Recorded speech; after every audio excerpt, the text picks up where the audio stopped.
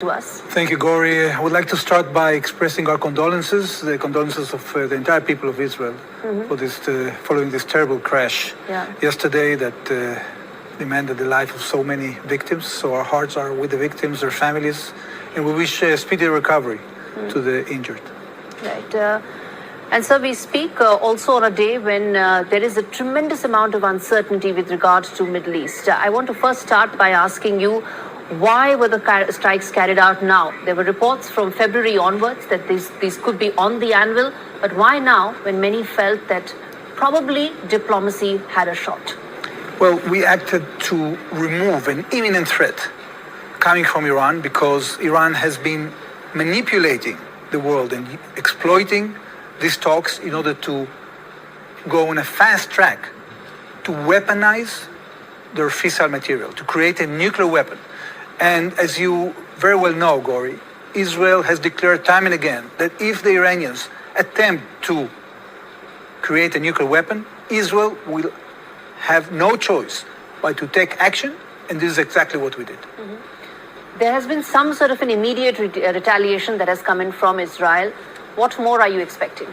Well, I don't know. I think that the Iranians have started the retaliation. We told them that there were drone attacks, but yes, I'm sure that will not be the alls. More so since the IRGC chief has been killed, they would like to have some sort of a messaging there. What are you expecting? Well, first of all, just for the audience to know, we took action against military nuclear facilities. We took care of top commanders that were commanding this effort against the state of Israel, and we attacked also some of their ballistic missile capability, because Iran was actually trying to destroy Israel on three tracks. The first is their multi-decade attempt to acquire nuclear weapons that we managed to foil.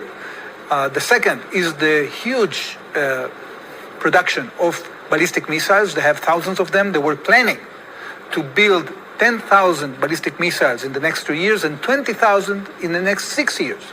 Now, I want people to understand what we're talking about here. Even without the nuclear weapon, we're talking here about each missile carrying 1,000 kilograms of TNT that can kill hundreds of people.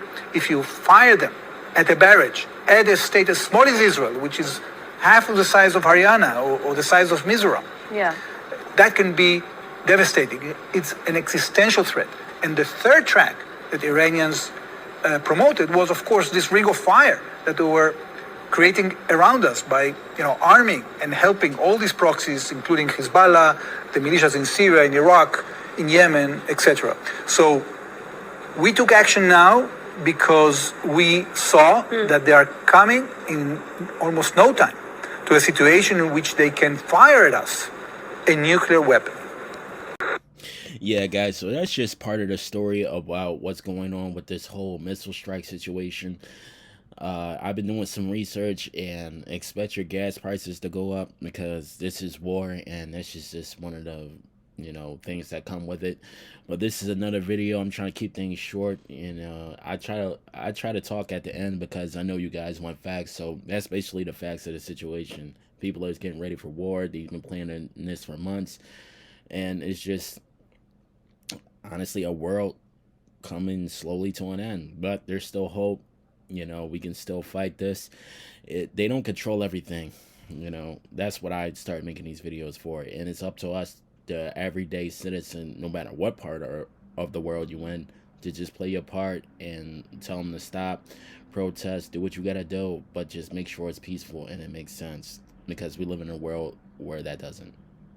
Thanks for liking, thanks for subscribing, and thanks for watching, because you could have watched 1,000 other videos from 1,000 other channels talking about the same shit. So I really appreciate you. Thank you, man.